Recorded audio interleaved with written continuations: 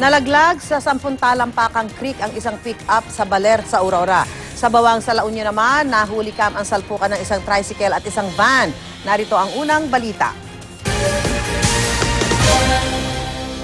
Masdan ang tricycle at van na ito sa Bawang Bridge sa National Highway ng Barangay Nagrebcan, Bawang La Union. Ilang saglit pa, nasalpok ng van ang tricycle. Sa lakas ng impact, tumilapon sa kabilang lane ng tricycle. Ayon sa pulisya, biglang nag-iba ng lane ng tricycle kaya ito nabangga ng van.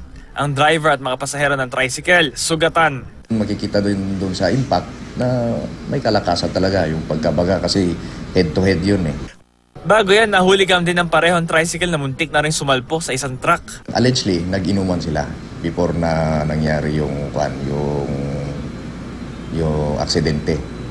So, bali, for the purposes na investigation, pinasubject namin sila sa medical examination. Ayon sa mga taga roon, malimit din daw talagang may naaksidente sa lugar dahil sa kakulangan ng street lights. Sa Hermosa, Bataan naman, pansamantalang hindi nadaanan ng isang tulay matapos bumagsak ang cement mixer na ito sa dulo ng tulay. Ayon sa driver ng mixer, pinagbawalan siyang dumaan sa talagang ruta niya dahil merong burol. Kaya sa tulay na ito siya tumuloy. Pero pagkalampas lang niya ng kaunti sa tulay,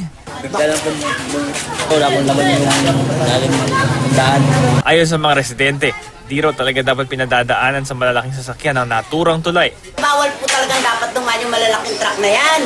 Dahil tricycle lang po ang dumadaan, inulit na kami dito. Agad naman daw itong aaksyonan ng lokal na pamahalaan.